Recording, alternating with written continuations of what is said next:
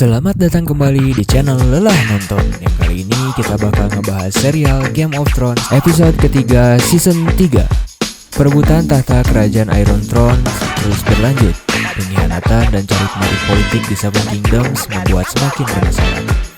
Yang belum nonton episode sebelumnya bisa klik link di deskripsi.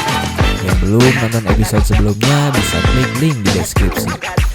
Oke, langsung saja tanpa basa-basi kita mulai alur ceritanya. Scene di awal memperlihatkan Catelyn dan Robb yang sampai di Riverrun untuk menghadiri prosesi pemakaman ayahnya Catelyn. Di scene tersebut diperlihatkan Edmure Tully, adik dari Catelyn, dan juga Brynden Tully, seorang kesatria yang juga paman dari Catelyn Stark. Setelah prosesi pemakaman selesai, Edmure Tully berkata kepada Robb bahwa ia berhasil memukul mundur The Mountain yang kembali ke Casterly Rock. Namun itu bukanlah yang Robb inginkan. Ia menginginkan The Mountain mengikutinya menuju barat, dan Edmure Tully malah melakukan kesalahan. Edmure juga mengatakan bahwa ia berhasil menyandra Willem dan Martin Lannister. Mereka adalah adik dari Lancel Lannister yang masih berumur 14 tahun.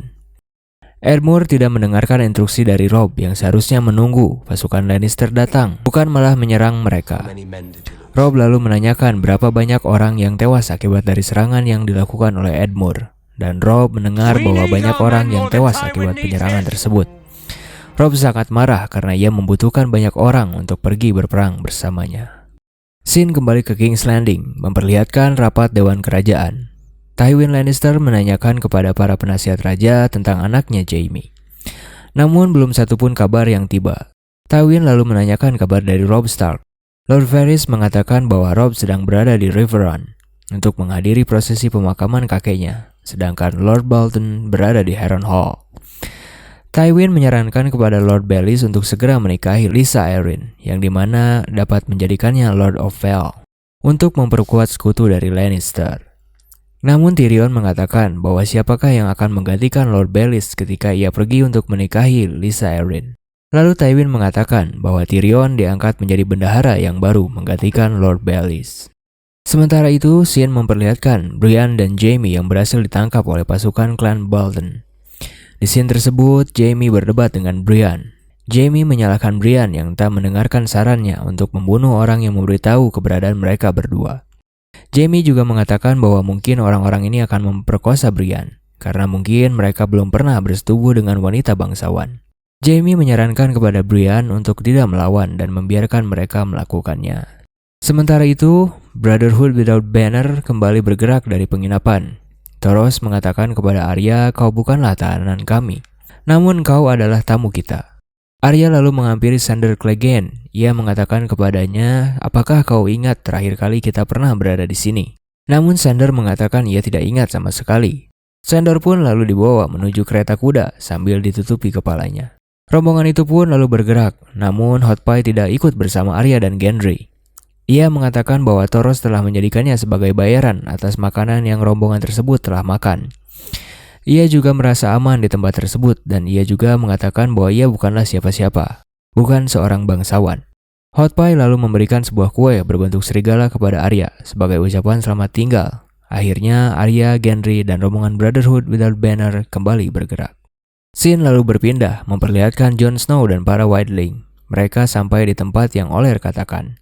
Namun saat mereka sampai di sana, mereka hanya menemukan potongan kuda tunggangan Nightwatch dan tidak ada satupun mayat Nightwatch yang berada di sana. Mance menanyakan kepada Jon berapa banyak pasukan Nightwatch yang berada di sini. Jon mengatakan bahwa ada 300 orang. Mance lalu mengatakan mungkin mereka sudah menjadi White Walker sekarang. Mance lalu memerintahkan Tormund untuk memajat The Wall dan membawa 20 orang yang kuat dan Jon bersamanya. Setelah memajat The Wall, Tormund diperintahkan untuk menyerang Castle Black setelah ia mendapatkan sinyal dari Mance. Lalu Oler menanyakan bagaimana kita bisa melihat sinyal darimu. Mance mengatakan bahwa ia akan membuat api yang terbesar yang orang-orang utara akan lihat pertama kali. Sementara itu, pasukan Nightwatch yang masih tersisa, mereka sampai kembali ke kediaman Craster. Saat Craster melihat rombongan tersebut, mengapa rombongan yang datang kali ini lebih sedikit jumlahnya? Lord Commander lalu meminta, apakah bisa kita berbicara di dalam? Pasukan Nightwatch tersebut lalu diizinkan masuk dan diberi makan oleh Craster. Saat pasukan tersebut berada di dalam, Samuel mendengar teriakan seorang wanita yang kesakitan karena akan melahirkan. Samuel lalu mendatangi arah teriakan tersebut dan ternyata ia melihat Gilly yang sedang melahirkan anaknya.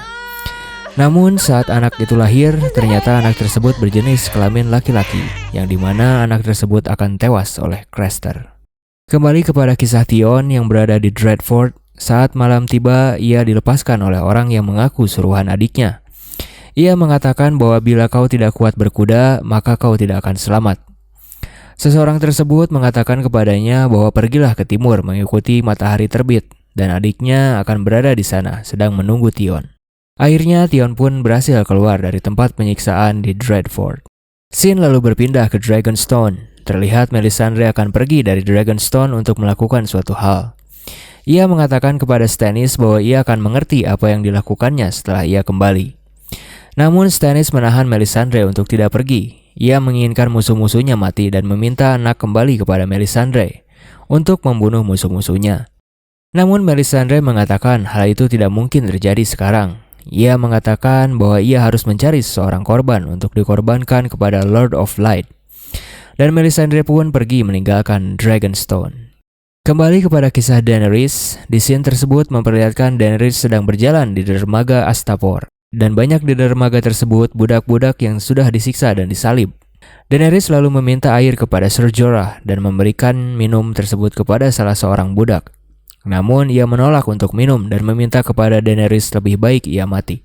Ser Barristan menyarankan kepada Daenerys untuk meninggalkan Astapor dan lebih baik mencari tentara di tempat yang lain.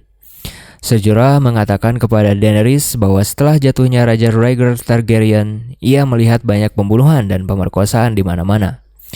Ser Jorah mengatakan bahwa tentara Unsullied tidak akan melakukan hal tersebut karena tentara Unsullied hanya membunuh siapa saja yang diperintahkan dan mereka sudah tidak lagi bisa memperkosa wanita.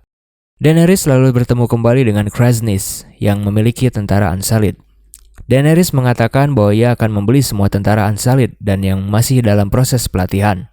Kraznys mengatakan ia tidak akan menjual tentara yang masih dalam pelatihan karena apabila mereka kalah dalam perang itu akan membuat malu Astapor. Kraznys juga mengatakan bahwa Daenerys tidak akan mampu membeli semua pasukan Unsullied. Kapal dan emasnya hanya cukup membeli 100 orang pasukan Unsullied dan masih ada 7.000 pasukan lebih yang masih tersisa. Daenerys mengatakan kepada Kraznys bahwa ia memiliki naga dan akan memberikannya satu kepadanya. Mendengar hal tersebut, Ser Barristan dan Ser Jorah menahan Daenerys namun ia tak menghiraukannya.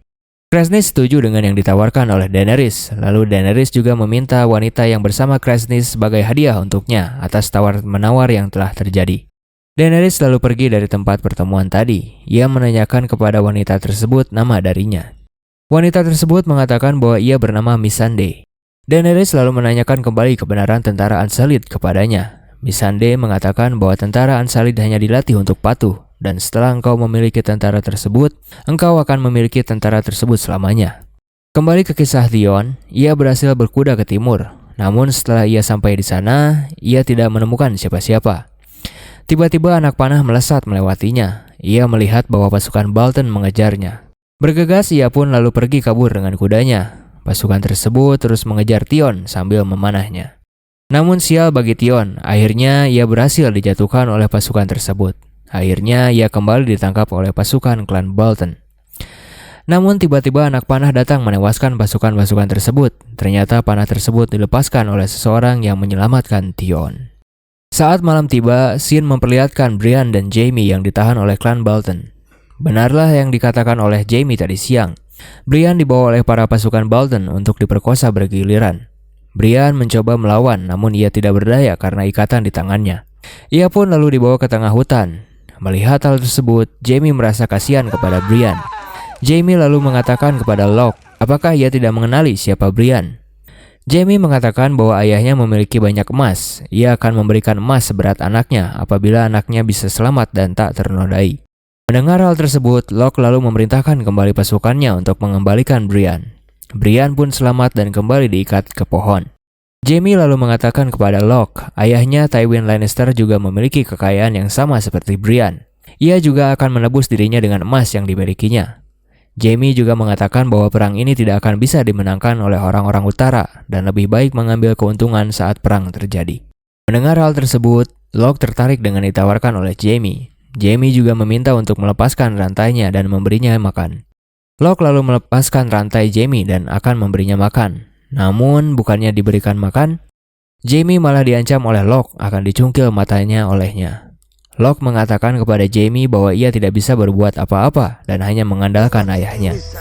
Ia mengingatkan kepada Jamie bahwa jangan berbuat macam-macam karena ayahnya tidak berada di sini dan jauh darinya. Locke lalu mengatakan bahwa Jamie harus diberi pelajaran agar ia mengingatnya. Seketika Locke lalu memotong tangan kanan Jamie. Berakhir sudah episode ketiga season 3 dari serial Game of Thrones ini. Ikuti terus kisah selanjutnya. Jangan lupa untuk subscribe, like, and comment. Tetap di channel Lelah Nonton.